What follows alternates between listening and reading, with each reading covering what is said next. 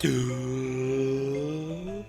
evening, everyone. It is I, Eibbor Nanahcub. Okay, didn't sting that bad, but still stung a little bit.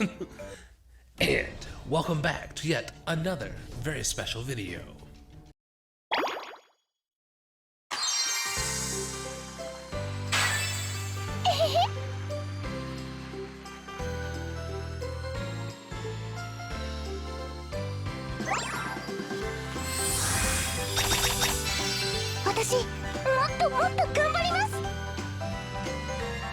That's right, we're back here yet again with another birthday video, chalking another one up on the board. Today's birthday being Rokka of RAS, so happy birthday, Rokka. And these are the 5 reasons why Rokka should be your best girl. Starting off with number 5, singing voice. Okay, so this one's gonna be down here like Masaki because we have the problem that Rokka hasn't had any solo singing parts so far.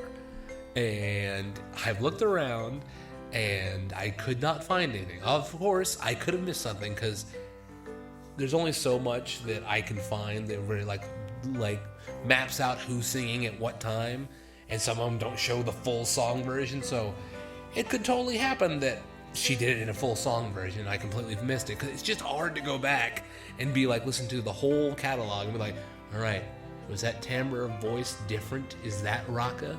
Or was that just, I don't know, it's just hard to do.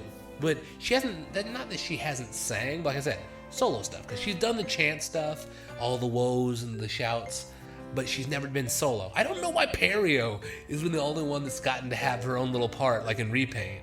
Again, like I said, could totally be another part in Repaint where Masaki and Rokka can sing, but I completely slipped my mind. But I don't know. It's just strange to me, but hopefully Rokka will get some justice one day. That's what we're waiting on. That's why it's on this list. Future potential.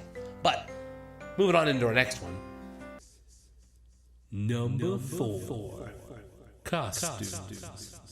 All right, now we're getting the list started. Now we're back in familiar territory, and I gotta say, RAS strikes a sweet spot with me. Like, their outfits are amazing. And with Rokka, it's very helpful because I love that Rokka has this kind of innocent side to her, but whenever she's on stage behind her instrument, she's a demon. She's a different person, and it's great. I love it. She's just in charge. So seeing these both sides in these cool outfits and stuff, it's just a cool, like, you get a double whammy. You get to see cool, cute Rokka, and then intense, in charge Rokka on both sides. Well, I guess you could say Locke, because technically that's what she is on stage. So you get Rokka and Locke, so it's a little cool switch. But yeah, RAS always has the cool futuristic, like cybernetic looking stuff, and it's always awesome. But moving on to our next one. Number 3, guitar skills. Okay, now I'm guessing a lot of people are going to expect this to be maybe number 2, but I couldn't do it. I love this girl's playing.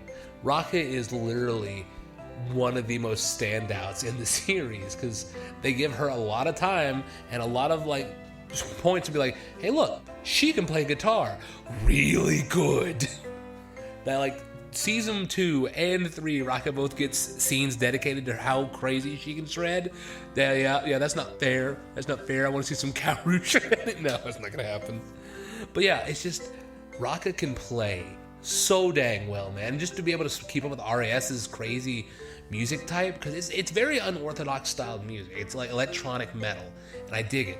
But to be able to keep up with that, yeah, Rokka's got to be on her game. Like Tay is on her game hardcore as well, so it makes sense that Rokka can keep up and then just lead too, and it's great. And I love the fact that when she's playing the guitar, especially the season 2 episode whenever they're trying to stall for time, I loved it. It's just immediately intense, serious rock. Locke has taken the stage and just destroys it. I love it. It's great. Also, Rokka has one of the coolest guitars out of the series.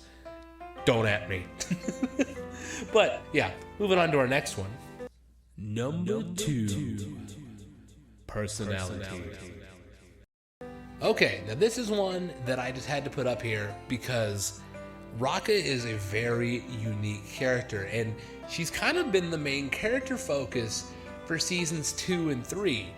2, not so much. She's a good part of it, but she's kind of had this overarching development through the last 2 seasons, and just in the game in original, it's just cool to see Rokka come out of her shell. Like, it's cool how we had season 2 and 3 to kind of be like, oh yeah, here's Rokka's kind of coming about story. And it's just cool that she's come so far just from being inspired by Poppin' Party. That's super cool. Like, Kasumi's influence knows no bounds. That is just, I love the fact that it went from just her casually jamming with Masaki into like Masaki being like, yeah, you need to come join my band. Oh wait, oh man, but yeah, it's just, I love how Rokka's just progressed over these past few, like, I guess it's been like, what, 2 years since RAS was announced? Has it been that, like, I know Bang Dream's on 6 now, but like, Morphonica was 3rd year. And RAS was RAS was already in season 2, so I guess it would be longer than that. But still, RAS wasn't fully developed in season 2. So I guess you could say it's 3, but I'm not sure. But yeah, just how she's come around from being a very unsure person who's very kind of like very quiet, very withdrawn, to being a powerhouse that leads a very intense performance kind of styled band, and being on level with studio musicians. Again, Lair and freaking Masaki are both professional studio musicians like Maya, and she's able to just play with the best of them because she's practiced and worked, and it's just crazy to see her on this level and just exceed to this level. It's just cool because she wouldn't just be in a little small squealer to stage destroyer. I don't know. Sorry, the Heek always is hilarious to me.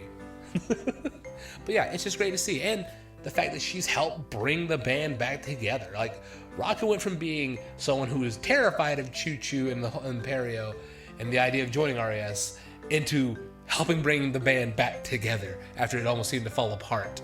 And it's like, Rokka, how you do this stuff and how you be adorable at the same time.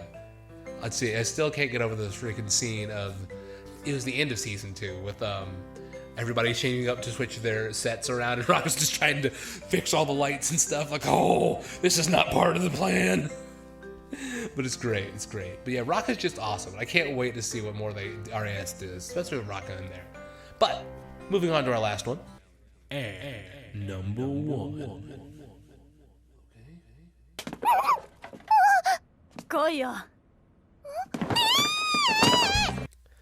All right. So I mentioned it in the last one, but yeah, Rokka's signature line is the hee.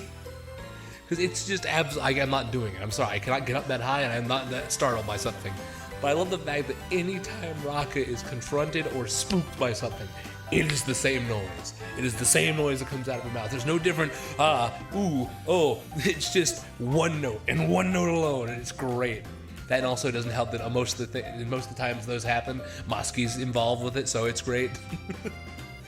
Oh man, but yeah, Rokka's, I love how it's always, like, again, the whole front half of season 3 is just a bunch of it, and it's great. Just her screaming. I don't know if you would call it a scream or a squeal. I guess it'd be more of a, I don't know, because like a scream, I think like full on like spooked, like scared, like I don't know. Rokka's just adorable. That's all there is to it. Even her freaking out's adorable. That's how you know somebody's adorable. If you get scared and you're still adorable, that's how you know. Just like Sayo with the, oh god, what was that event called? Oh shoot, I forgot. I can't remember. But yeah, you know what I mean. But yeah, I love it. Rokka's awesome. End of story. But I think that's what we'll call it for this video. I hope you guys enjoyed the video. I know I sure did. Getting to come back together and celebrate another birthday. We're almost done with them, guys. We only have, I believe, 6 more people, because we got Choo Choo, Lair, Rui, Toko. Did we get? No, yeah, we got Mashro still. We got most of Morphonica still, I do believe, except for Nanami. So yeah, 6 people. So we have all of Morphonica except for Nanami and Choo Choo and Ray. And that's it. We're almost there, guys. So let's continue onwards. But once again, happy birthday to Rokka. And until next time, guys, I'll see ya.